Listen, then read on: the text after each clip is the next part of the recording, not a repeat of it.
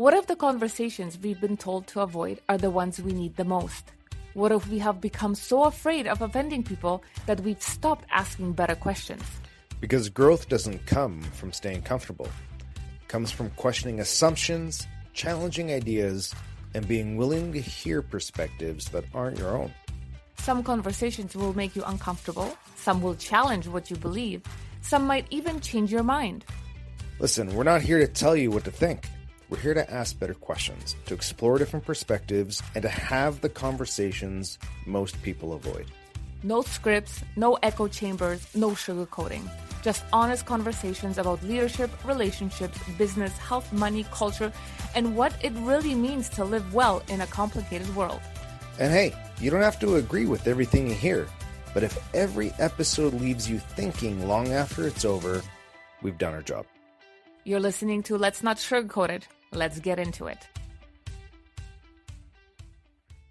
Welcome back to another episode of Let's Not Sugarcoat It. We've all been told that if you have anxiety, trauma, or relationship conflict, you just need to talk it out. But what if endlessly rehashing your story in a therapist's office is actually trapping you in your head and keeping your nervous system stuck in fight or flight? Today we are joined by Shyloe Fayad. Shyloe is a Somatic Experiencing Practitioner using Dr. Peter Levine's body-based trauma model, a school counselor, and an expert in neurodivergency. But most importantly, she lives this work every single day as a neurodivergent individual raising 4 neurodivergent kids. Today, we're cutting through the intellectual fluff. We're asking why traditional talk therapy fails neurodivergent brains, how stored trauma actually manifests in our bodies and marriages, and how to get out of your mind and regulate your nervous system when life goes chaotic. Shyloe, welcome to the show. Thanks so much, Bella. I really appreciate being invited on your show. Yeah, this kind of has been the trend of season 4 is talking about healing and trauma and relationships because there's so much going on in this world and there's so much confusion, so many mixed messages. Do this, take that, don't do this, don't do that. It's quite easy to get stuck in a loop and do these things over and over and over again without actually getting any results. So your story is incredibly personal. You lived with depression for nearly 20 years. What finally shifted for you? That is such a good question because I worked really hard in those 20 years to figure out what was going to work. I did a lot of different healing modalities and I did a lot of talk therapy as well as attended 12-step groups because I grew up in a home affected by addiction. But I would say one of the biggest shifts came when I had a specific mentor who was extremely present and was able to co-regulate with me. And that's not what we called it at the time because I didn't know much about somatic experiencing and co-regulation was not a word being used at that point because that was about almost 15 years ago now, I guess about 15 years ago now. And so just the act of having another human being who could sit with me in challenging emotions, whatever came up in my body, and just maintain a solid, grounded presence really created a huge at that point. That was around my 30s. Yeah. So can you explain a little bit about somatic work? Because there's so many modalities. And it's true. When we sit around and we look on the internet and everybody's like, go to counseling, go to see a therapist. It's all about talking it out. But like you said, it didn't work just talking it out. What's specifically somatic work? Okay, so that's a very good question because you're right. There is stuff all over the internet and people are using that term kind of willy-nilly, I would say. The type of training I took was through the Somatic Experiencing Institute in the United States, which was started by Peter Levine, who is basically the founder of that modality. And somatic experiencing works with the body, and this modality works in particular with the nervous system. So one of the reasons I sought out this particular healing modality is because even though I had done all that work in my 20s and 30s, I found myself burning out at the end of my 40s. And so I thought to myself, I've done so much talk therapy already, and I had really good success with having a mentor who could just sit with me and be there, in a really present way. I decided I'm going to look for somebody who can do trauma intervention, and I found a counselor who could do somatic therapy. And because it was so effective with me, I chose to do the training to be able to offer it to clients as well. A piece of this training is one of the forerunners is Stephen Porges, who has a vagal theory where he works with the vagus nerve as well. I'm not sure if that answered your question, but I'm trying to give you like a little glimpse into that world. Yeah. So explain to the listeners. So talk therapy. Mm-hmm. We sit and we talk. Mm-hmm. When we do somatic therapy, what is your role? Like, how do you hold space for the individual? Great question. Great question. So I learned that as a client at first, which was super helpful in my training. And what it looked like for me, and it can be different for others, but I would come into the office and I would say to my therapist, I don't really want to talk today. And she's like, oh, do you want to stay here? Or do you want to lay on the table? Because she had a massage table. I'm like, I want to lay down because I was really burnt out at that point. And all she would ask me is, what are you noticing in your body? And so I would just lay there. And I'd be like, there's so much tightness in my chest. She's like, is it okay if you just hang out there? Is it okay if you just feel what it feels like? And you can let me know if anything changes or if it ramps up or if it gets less, but just hang out with that sensation. Now, at that point in my life, sometimes I really could hang out with the sensation. At other points, it would feel too overwhelming and I couldn't even stay with that feeling. So then the therapist would ask me to just go to the edges of the feeling and just feel what the edges felt like. And so each time was different. Sometimes I could describe it as a constriction. Sometimes I could describe it as like the edges were wobbly. I could describe the color, maybe the texture of it. And oftentimes, if I could hang out with it, it would shift a bit on its own. Sometimes there was like a bit of a ramping up of the sensation and then a natural decline. And so the nervous system itself is working through this activation and like a deactivation of the sensation. The whole idea around somatic experiencing is to allow the body to complete the protective response. Because when you have a trauma, your body usually has a response it wants to do, but oftentimes we aren't able to do that response. So for example, you're in a car accident and your body's thrown forward, whereas if you had enough time, you would stopped it, you would have protected yourself. So there's ways to work through that actual instinctual response, like imagining and feeling the sensation. Sometimes we have clients do the movement really slow so that we don't reactivate the system. There's a few different ways to allow the body to move that sensation through and then back down again. Does that make any sense, Bella? Yeah. No, yeah, I get it. So really, you're reprogramming the brain or allowing it to process the emotions. Is that what I'm hearing? Versus holding it and storing. Yeah. It's not even the brain necessarily. It's your nervous system, because your nervous system really kind of runs the whole show in here. And so you're allowing the nervous system to access that sensations associated with that experience, and then allow it to complete itself.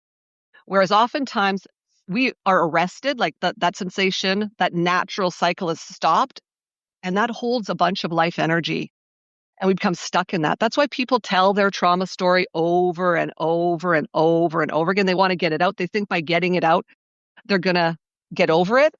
Oftentimes, that's just like a loop. It's almost like an addiction because they get a bit of a dopamine hit over talking about this trauma. So what we're doing is you don't even have to talk about your trauma necessarily. You're talking about what the sensations are in your body. Now, that can be hard for some people to access. There's people who come into my office who don't really feel anything. So then you have to start baby steps. So I keep, for example, different fidget toys in my office. And one of the things you can do is ask them to play with some of them, and then ask them, well, which one do you like better? And people usually know right away, oh yeah, I really like this one. then you try to ask them to explain, like, how do you know in your system what's different when you use this one as opposed to this one, to try to get them to become more sensitive to what's going on. Yeah, just breaking down those walls. And we do tend to protect ourselves. And I remember when I was going through an event and I was telling my girlfriends, I don't have a heartbeat. I feel nothing. I'm actually numb.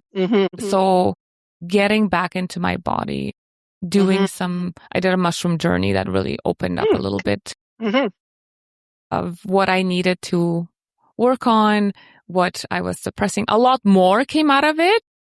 For sure. Besides just that one event, but that one event was the catalyst for me to actually start processing a lifelong journey that we actually do not process as we're living, and we're just reacting, right?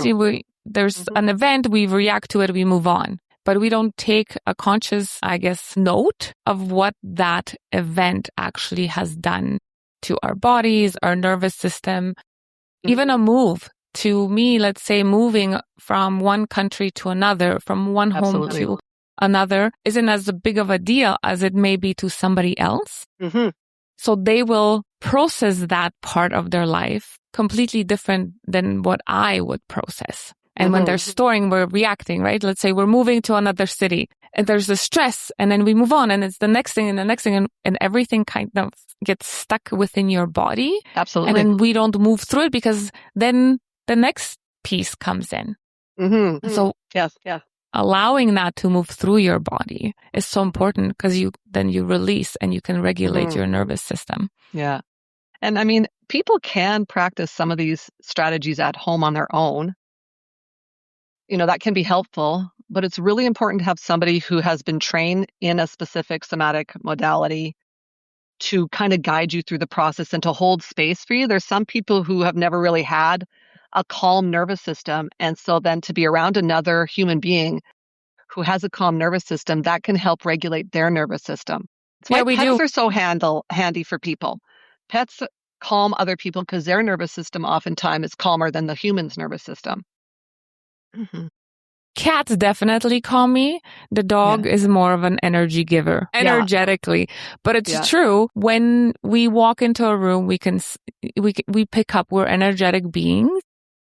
And when we walk into a room, we can sense, if we tune into really our body, we can sense, is this good energy? Is this a good vibe? Or is it's not a good vibe? Right? So it is important to have somebody that, like you said, has a calm nervous system when you're in a state of disarray. Fight or flight, or So you're a certified somatic experiencing practitioner, a counselor, but you also say neurodivergent and raising 4 neurodivergent kids. What is the biggest lie mainstream psychology tells parents about how to handle emotional meltdowns at home? This is a tough one. I mean, my kids are actually grown up now. So I raised 4. They're adults now. So the biggest lie that I guess lots of times, standard counseling or standard parenting advice makes supporting kids with emotional regulation difficulties, makes it sound like it's going to be easy. If you do A, B, C, then the result is going to be D. So just follow these steps and it'll solve it for you. My personal experience has been that each kid is different, and working in a school as a school counselor is that those kids are different, like one from the other. And some of the most important things about emotional regulation, and I'm not sure how this is going to come off, is that parents do the work around their own emotional regulation. Because kids who come into my office who are dysregulated often come from families where there's a lot of dysregulation.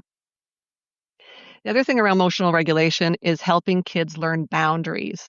So what I've seen, and I started parenting in 1990, and my youngest is now 22. So I had my kids are spread far apart. So I've seen a lot of changes in the parenting advice over the years. And we did have a big period where it was all about acknowledging kids' feelings, like really get in there, really support them in their feelings. And that is good to a certain extent. And I really agree with that. And we really need to teach kids boundaries around those feelings, especially neurodivergent kids.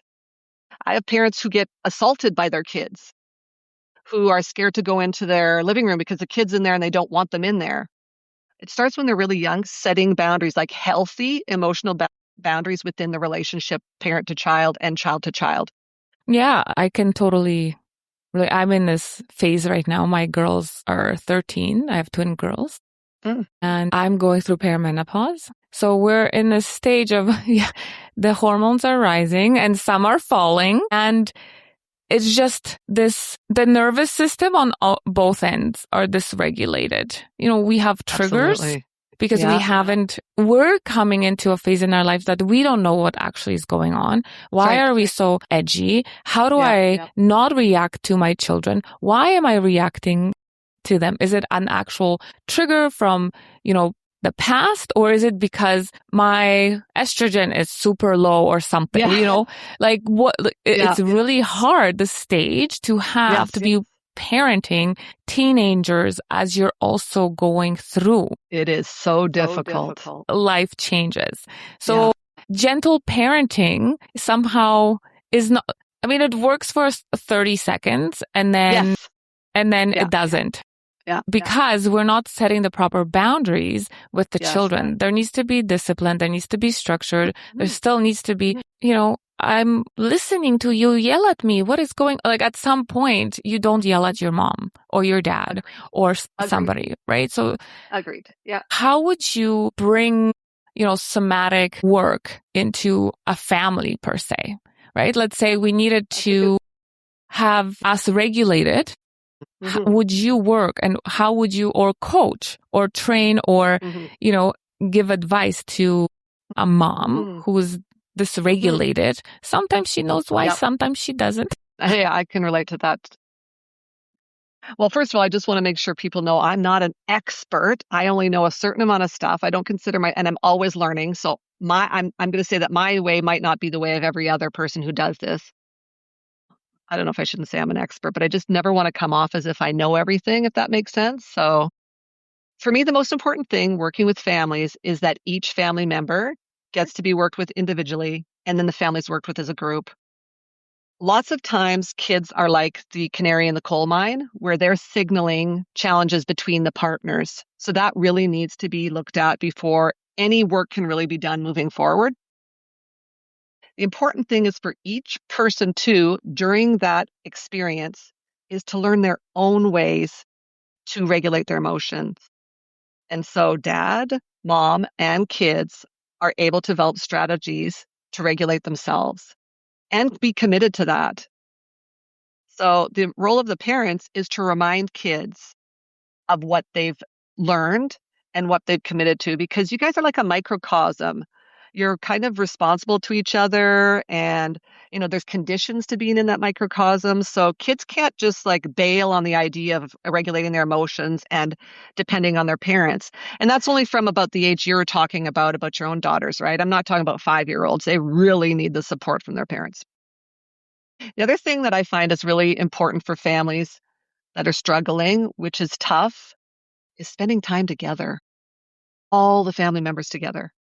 Doing things that's enjoyable for the family members, because oftentimes when family members are together, there's a lot of explosions.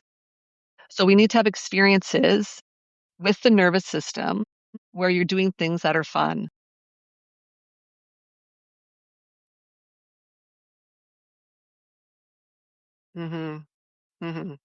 Yeah.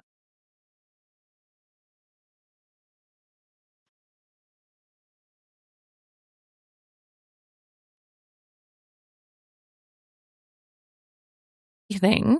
We're doing the fun things and it's never enough, right? So, but I think that's a lot of internal work. Part of teenagehood. Yeah.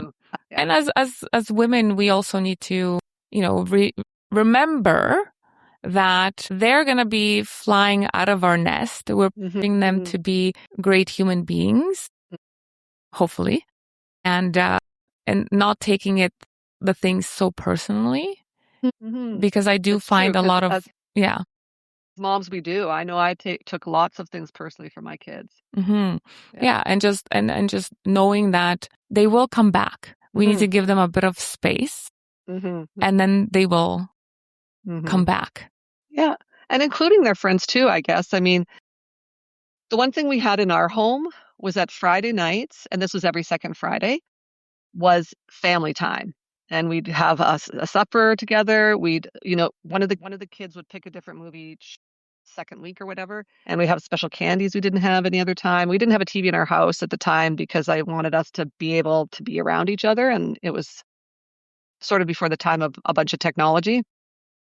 But that was just like a routine we had. Whether the kids liked it or not, we connected. I prioritized connection. And there's a really great book by Gabor Mate and Gordon Neufeld called Hold On to Your Kids. And that was a book that really helped me in terms of parenting and staying connected to my teens. So, yeah, no, we try to do a lot of those types of things, but sometimes. Yeah, don't get me started on the perimenopause. Oh my gosh, menopause while you're parenting. Are you kidding me? I stopped making suppers at one point. My youngest was 14 and I'm like, we're done here. I don't think I can cook supper more than 2 or 3 times a week because I'm so exhausted. Forget it. Yeah. I'm just exhausted about the complaints. This again? Yeah. Oh my gosh. It's like, listen, Linda, honey, I literally just made this dinner for you. You are so capable. And that it goes, you're so capable of doing this all on your own. I'm not doing this. And then I go on a mini strike. Figure yourself out. Peace out. Mama out. Good for you, Mama. Mini strike all the way. I fully support that. Right? Fully. Yeah. I mean, 13 years old is old enough for them to make a meal. Yeah. I think a lot of it too is nowadays, at least in my circle of friends, we don't have very many chores, I'd say. In the house, responsibilities. I grew up quite differently. I was a refugee from Poland during communism into Austria. We lived in a hotel room for a year, then to another farm. And my parents worked their butts off, and I was alone. I was only a child as well. So I had to figure myself out. I had to do the things that most 8-year-olds didn't have to do, right? Yeah. So I feel with all the luxuries that we are experiencing, because we are, whoever's living in Canada, North America, we're all privileged because we have running water, we have this, we have that. In other countries, we don't. Yep. Right? And we do tend to take certain things for granted. And especially our kids are taking a lot of things for granted. It's true. And it's never too late to start chores. My kids had chores. I was a single parent for a long time. And we just all did chores on Sunday mornings or Friday evenings. I don't remember, or Saturday mornings, but everybody had chores. I guess there was another book I read called The Family Values Guide. And I can't remember if it was in there or it was just a conversation I had with somebody around the time I was reading that book, but how chores help kids feel like they're really part of the family. Yeah. Because they have a responsibility and we are counting on them to get that done. Yeah. I mean, we're trying. We still get the eye rolls and the whines and oh my gosh, right? For you, and then you get the trigger, right? Because then I say, well, how is this fair if I'm cooking supper and you're being served? And now I also have to clean after you guys. Yeah. Clean your, right? So, I mean, there is work to be done for sure on all fronts.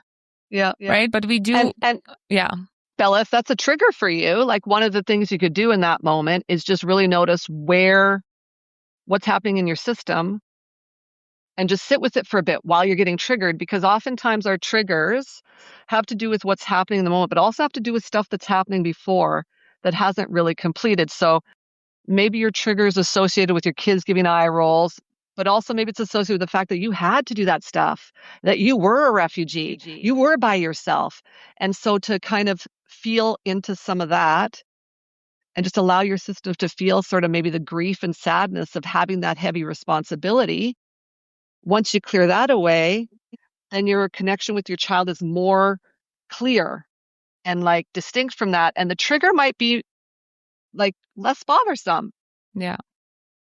It's just an idea. Yeah, definitely. I've been noticing since the perimenopause, my triggers are so different than, and as they age too, so different than what they used to be. Before it was relationship based. I mean, don't get me wrong, been together for 21 years. Not all of it has been roses and peaches. Or whatever the saying is. Yes.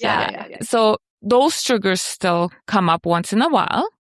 But now we have this new phase as we're transitioning and our kids are transitioning. And, it's like a mini mushroom cloud sometimes in this house, right? Because there's so many emotions.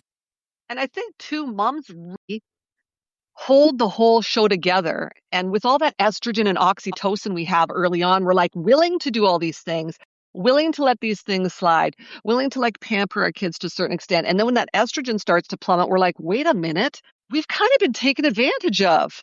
Yeah. I've kind of been doing too much stuff. Like I've been overworking myself. That's why I'm so tired now. And so then to backtrack into some of that, and for the kids, it's a bit of a shock. They're like, well, why don't we still get to do X, Y, Z? Why won't mom do A, B, C? My kids complained about that all the time. But it's just like I got to a point where I was like, wait a minute. Like I've been getting taken advantage of, kind of.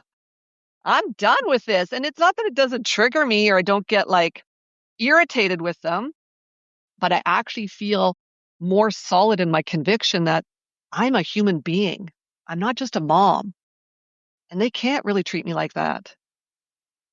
That's been my thing, the messaging to the family. I am not just your driver. I'm not just your cook, your provider, the bank machine. I'm not those things. I'm also, and I think there was a bit of a shift. When I said, I'm also a human being, I said, I also have feelings. Because I feel like they forget that we also have feelings when you, it's not just about you. Because kids are egocentric. Everything revolves around them because that's how they survive from the beginning. But at some point, you have to let them know that I also get hurt. When you do this is how it makes me feel. I question, do you even love me? I've said that.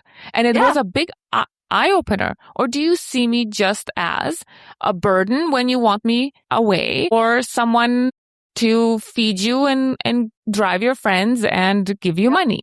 Right? So having those are very healthy conversations to be having with your kids, especially at that age. They're going to learn from you, right?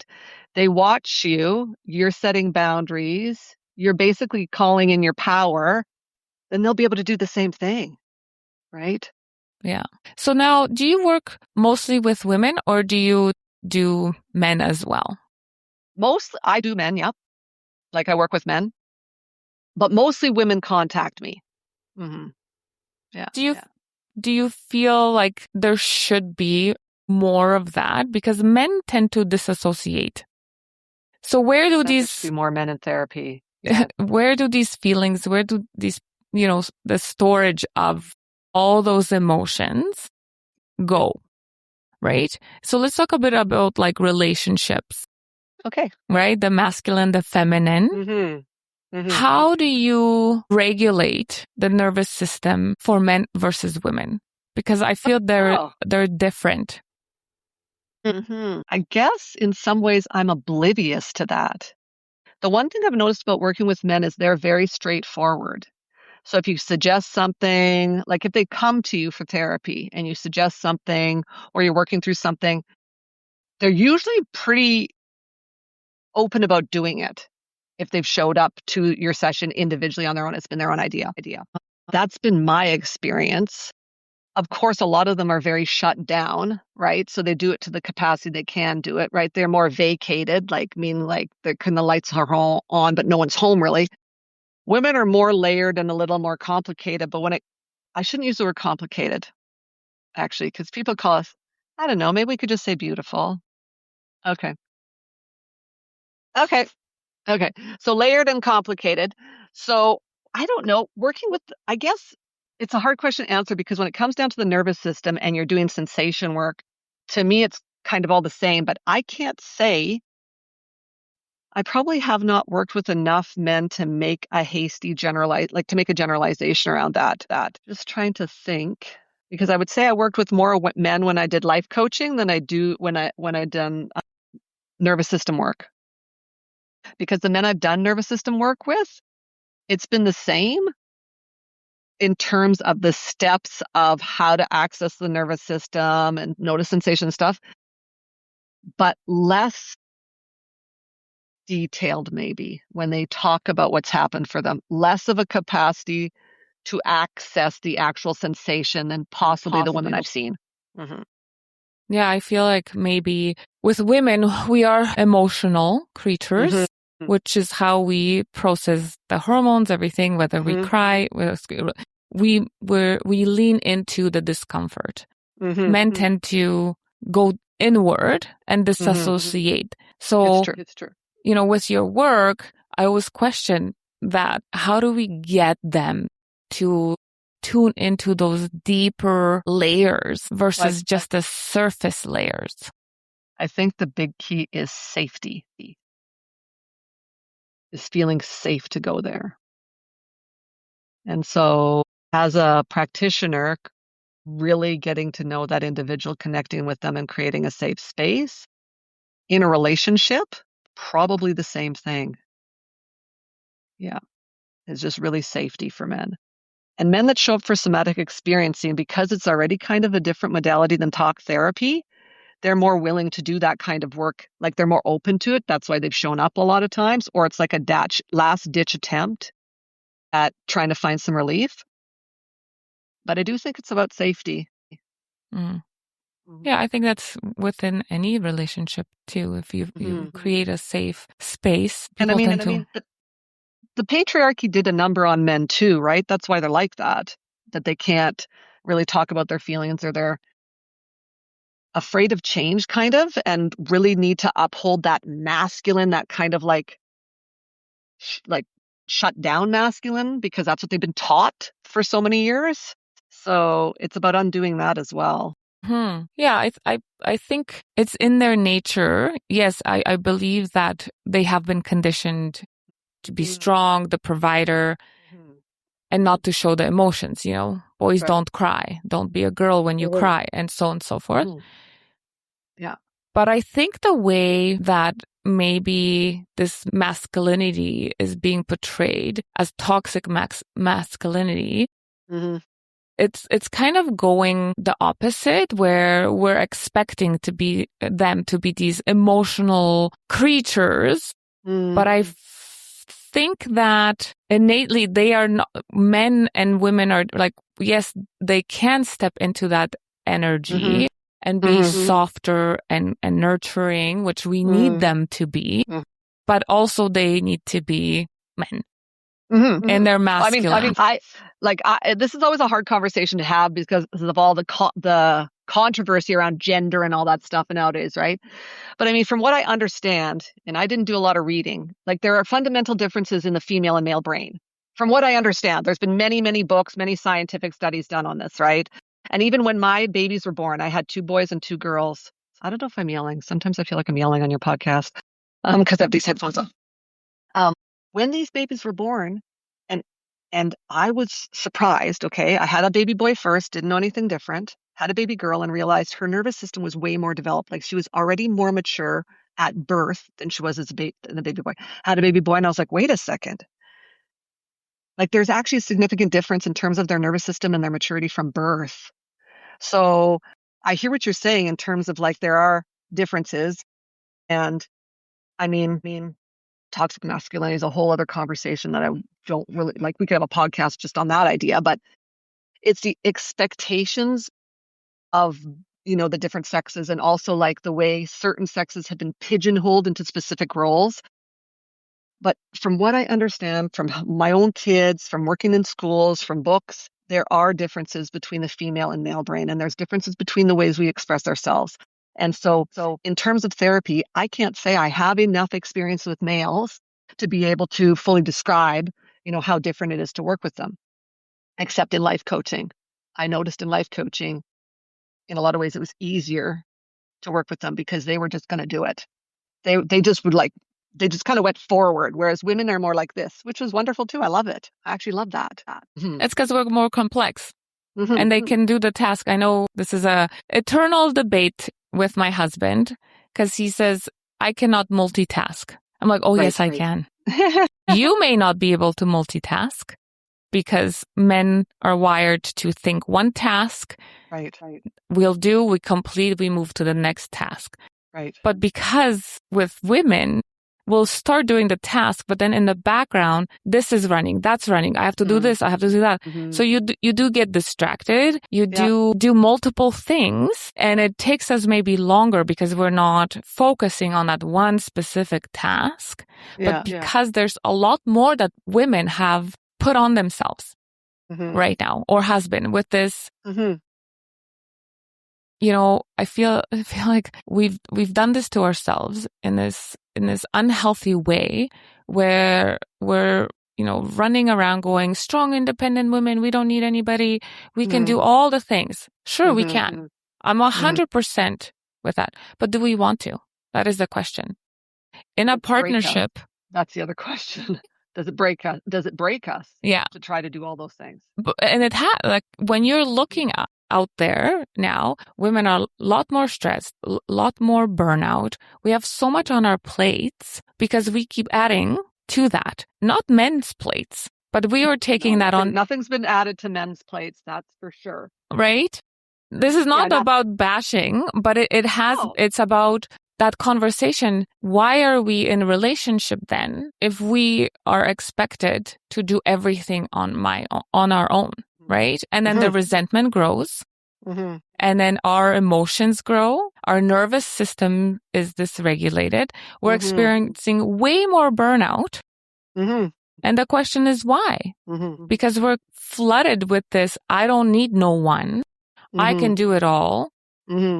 Because we're asked to be in our masculine, which that's not our innate nature. So energetically, we should be able to switch in and out of our masculine and feminine, but women need to be more in their feminine energy, which is very strong and powerful. So let me just put that caveat in. We are like water. Water is a feminine energy, and you just think about water, how soft it can be, how warm, how it can hold you when you're floating. But man, when that tsunami hits, there's nothing standing in its way. So we are strong, powerful beings in our feminine just as much as in our masculine. And our masculine energy, we're in our doing. So doing all the things. When we're in our feminine, we're in our being. And that's why we're not being long enough. Yeah. I mean, this is a bit I've thought about for a long time. There was a time in my life where I really focused on the feminine and masculine, thought about, you know, how is it that I got myself in this place where, you know, I'm working all the time, I'm raising my kids, I'm in charge of doing all these things. Like, I mean, I stayed home with my kids actually when they were little. And in fact, I worked from home. When I was a single mom, I worked from home online so I could stay home with my kids and be like a stay-at-home mom. So I could run them, their band instruments if they forgot them. So I could take them lunch. So I could volunteer at the school. I did all these things. And I found myself extremely exhausted.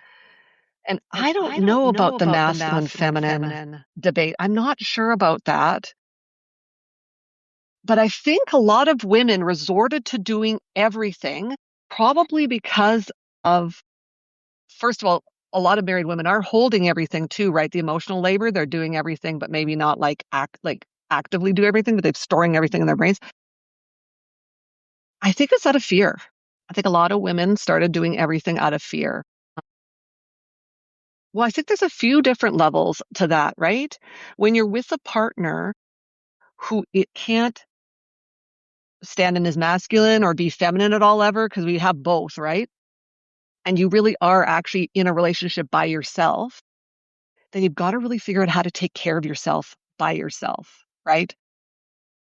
The other piece is, I mean, historically, a lot of men have killed their wives and their girlfriends. So there's women that were afraid of that because they're in abusive relationships, or even like historically that was happening. And so they decided to, okay, well, I got to take care of everything because nobody else is going to do it. I've got to keep myself safe. There's a few, I also think capitalism is part of that too, because of our desperation for more. You know, the entire societal structure right now is being affected by capitalism and this desire to just constantly have more than we did before. And so women jumped on that bandwagon. I mean, I think it's a very layered idea about how it is we find ourselves working full time, raising kids, managing the households, doing the volunteering, taking care of the extracurricular activities. It's fascinating. And I don't know if there's an easy answer to that one, actually. Yeah. Yeah. So how do we create that shift? Yeah, that's a good Where question. we, I think getting in your body is definitely more of a feminine thing, if you're going to say that. Being in touch with sensation in your body, absolutely. Because most of that is coming from your head, right? That fear and that like push is from your head. It's not your body telling you to do that necessarily. Yeah, I believe there's been lots of different events that happened through the history that have ended up creating us the way we are right now. Yeah. Because we always had been in control. We were an asset or a liability, with being a dowry, sold like marriages. And so like through history, we weren't treated as equals. That's right. So now I think the word equality has been blurred because it's not meant to be, we are equal in all aspects as men, that now we need to do everything that men do. It's equality in the sense of values, opportunities, and so on and so forth. There's a lot of men out there going, well, pay for half of your meal on a date because you can, you wanted equal rights. So now that's not what I want out of a man. No. I still want to be nurtured. I still want to feel like he will take care of me. Because if you're not going to take care of me, and it doesn't have to be financially, it's just that push. But that would be nice, Bella. Yeah. 100%, right? Because you're doing so much work in the background that goes totally unnoticed and it's not valued, right? Yeah. And even that whole thing about you can pay for half the meal. I saw something online which really made sense to me. Like, how long do women take to get ready for a date? Yeah. Like hours, right? Like you might take a week. You might go shopping. You might spend money on a new outfit. How long do we think guys take to get ready for a date? Yeah. I mean, I know a few guys that take longer, but you know what I mean? Why would we want to go out for a date after spending all that time getting ready? And also oftentimes we do a lot of the emotional work in the date, asking questions or listen to a lot of men talk about themselves the entire time. Yeah. Why would we want to pay for half of the meal? Yeah. I'm not saying I can't. I can. Yeah. But I don't want to. Yeah. And I probably will have friends of mine who'll watch this podcast and be like, what were you talking about on there, Shyloe? What do you mean you don't want to pay for half of the... I don't. I literally don't. I showed up. I did a lot of work to show up. I'm not paying for half of this meal. No, it's true. And I feel a lot of women feel the same way. Where are the men? The question is buzzing around it. Where are the men who give us a sense of you'll take care of us and then we can take care of you, right? Because like you said, we don't get paid for the, I always say, emotional baggage that comes with raising children because we do carry a lot more of that. We don't get paid for the extra cleaning, cooking, shopping, driving here, driving there, taking time off work if we are working. Because statistically, if the couples are working, who is going to stay home with the child, right? It's not going to be the man. Statistically, I'm not saying no man ever has stayed. Oh, I hear that. But, it's in that conversation. I think we're having the wrong conversations. And that's why women are holding on to so much, not being able to release. Well, I think you hit the nail on the head in terms of value, right? Like the things that we do need to be valued. And for years, they really weren't. There was a time period possibly where women in the 50s or 40s were valued for being stay-at-home moms and all the work they did. But that also came with a big burden, right? Because they had no rights. They couldn't buy property. They couldn't have a job after they had kids. Some women really need to work. They don't want to be home with their kids. It actually makes them crazy. But they weren't allowed to do that. My grandmother's a perfect example. She worked full-time at the Hudson Bay Company before she had kids. She got pregnant. She had to quit. I don't think my grandma really wanted to be at home raising kids because she fell into a depression probably that she never got out of. Right?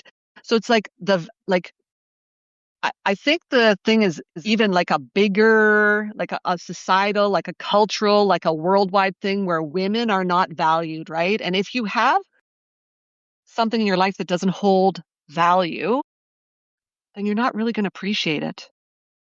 And so there's nothing that we can do as women other than I read about I don't know if it was 100 years ago, women went on strike for some reason, or what if it was in the early there was somewhere on the planet women went on strike. They refused to sleep with their men or something, like a mass amount of it's to invoke change. Anyway, but that's the thing. And I think it also goes back to the idea of the patriarchy, masculinity, femininity, and honoring both, because both are so important.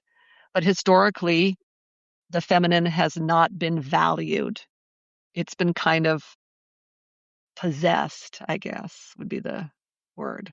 Yeah. So do you think we can carry past traumas from past life, like from your 100%. parents?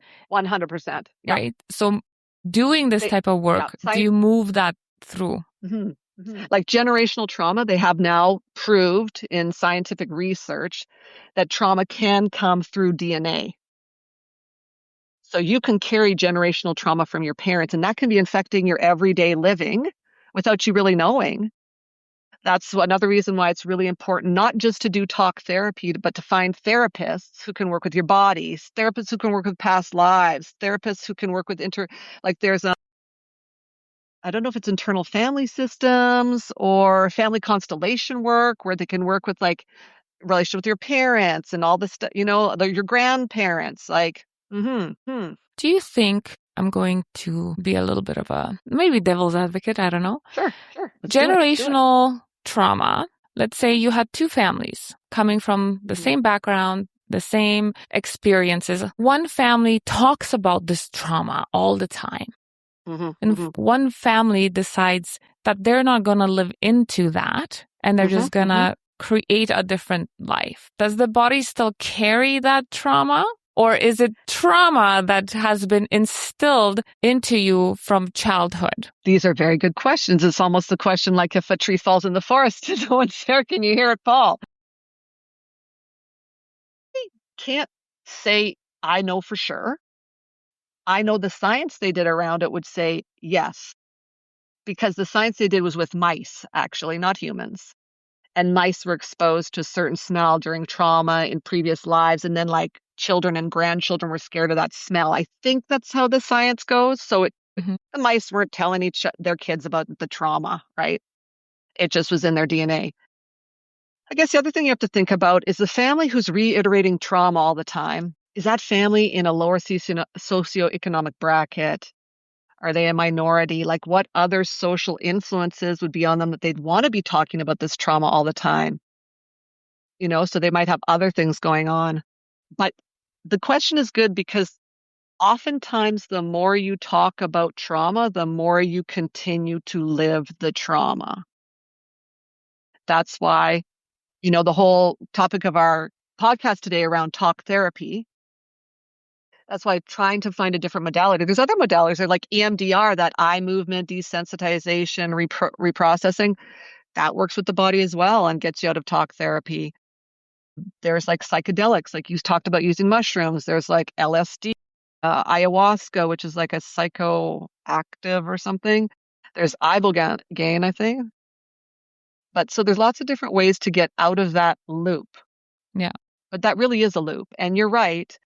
You can have trauma in the generations, but families who keep talking about it could possibly perpetuate it more. Yeah, I do believe we do pass on certain things. When my husband and I were in therapy, we had individual counselors and we did couples counseling. At one point, I felt like we're just doing the loop, like you said at the beginning. It's just in the loop. Yep. At some point, you're just okay, well, when are we going to be done talking? What next steps do we need to take? I don't want to go back there because going back there doesn't feel good. I want to feel good. Yeah. I want to move past this. I want to move on. So it's not helping in that aspect. What else can we do? Right. So that's when we went and we explored a little bit with different things. Yeah. But all in all, just talking about it creates that loop. Just And the stories sometimes get bigger and skewed because you start adding things, because you start getting worked up, and it grows bigger and bigger and bigger. And sometimes when you listen to some people, when they told you a story a year ago, and if they continuously talk about it, what it was at the beginning of the year to what it was at the end of the year is 10 times bigger. Right? So I do like that, getting into your body. Of course, talking is important. You need to find the root cause of what is happening. Communication is key. We can't just throw things under the rug. But at some point, what do you want in life? That's the question we always ask with my husband. Are we in it to win it, or are we working against each other? Instead of focusing on the things we don't have, we focus on what it is that we want. And that it puts you in a completely different state of mind, different mood, vibration, and then you start attracting those things into your realm versus constantly being stuck in the past. Talk therapy can be a great entry point for a lot of people. And for some people, it really works, CBT and DBT.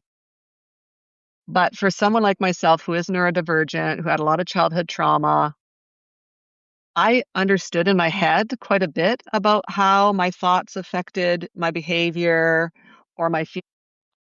As a neurodivergent person, we spend a lot of time thinking about those things, making connections. We're always looking for patterns between like what our thoughts are doing, how things are happening. This is where getting into your body and feeling more can help you find answers in a different way. Because neurodivergent people, especially people with autism, have so much sensory input all the time that talk therapy doesn't always take that into consideration. And so it's really important to work with neurodivergent people and sort out what's happening in their system, what sensory stuff's going on, to find, solutions and tools and things that can help them to really meet success. I think not just neurodivergent. I say right now I'm sensory overload when I'm in big crowds. I used to love big cities, big crowds. I still do in small doses, but I can't be in those crowds anymore because I get overwhelmed. I get anxiety. So now I just change my lifestyle and I remove myself and I don't do those things as often, let's say. And that's okay. Right? Like, as we're changing, we need to allow ourselves to say, okay, this is the season in my life I'm in. This is what's not working anymore. Let's have a conversation with our partner or ourselves or our children saying, this is no longer working for me because this is where I'm at. So you need to pick up the pieces, or we're not going to do this anymore. And we'll just find other ways to shift into the new season of our lives as we're moving along, right? Because we can't be stuck in the same spot. We're always evolving. Yes. Yeah. So if someone listening right now feels completely disconnected from their physical body and overwhelmed by their mind, what is the very first physical step they should take today to ground themselves? That's a great question, because that was me. What I did was I started noticing what was happening right in the moment. So I'd be sweeping the floor and I'd narrate it to myself. I'd be like, I'm sweeping the floor right now. I'm using a broom on the floor. The broom's red. I'm in my kitchen. I used all of my ability or capacity of attention to bring myself into the present moment. And that began like my relief from all of that. Okay. So when I'm having a conflict with my children or my husband, I should pause and start naming, okay, this is what's happening, because then makes sense, because then you're not allowing your system to go back to, because this feels, let's say this feels like something happened 10 years ago. Right. And now it's like hitting your nervous system. Yeah, it's activating your nervous system, ramping everything up. Yeah. So it's like, this is happening and this happened here. And now you're mushroom clouding. So I always say, it's like, here comes the mushroom cloud. Flipping your lid. Yeah. press the button. Don't press the button. Keep the mushroom cloud. Get present. Get into your body and start noticing the sensations. Because in that moment, as you're as the nervous system's ramping up, you don't feel safe. That's why it's happening, right? That's the reaction, is all of a sudden you've triggered your sympathetic nervous system. You got your fight, flight, fawn, freeze coming on board. Okay. So you have to find a way in that moment to feel safe again, to diffuse that. And one of the ways to do that is really just paying attention, getting present, notice what's happening physically in that moment. Okay. So where can people find you? People can find me at radicalwondering.ca. You can also find me just on Facebook at Shyloe Fayad, and LinkedIn, Radical Wondering. So that's my business name, is Radical Wondering. And if people feel particularly inspired to try working with me, they can access a link on my booking page on my website. And I've set up a little promo just for your audience. And they can access 3 sessions for about 25% off. And the code they have to use is no sugar, all capital letters, 2026. So again, that's no sugar, 2026. And it says right on there, don't sugarcoat it, 3-session promo or something. Okay, well, thank you so much, Shyloe, for joining us today. Thank you for your insights and sharing your work with us. Until next time. Sounds great, Bella. Thank you. Have a great day. Bye. We hope you enjoyed today's episode and gained valuable insights to elevate your life and business. If you found value in our conversation, spread the love. Share this episode with family and friends, and let's grow this supportive community together. And don't forget to like and follow us so we can reach more amazing people just like you. Until next time, remember, let's not sugarcoat it. Keep it real, raw, and unfiltered.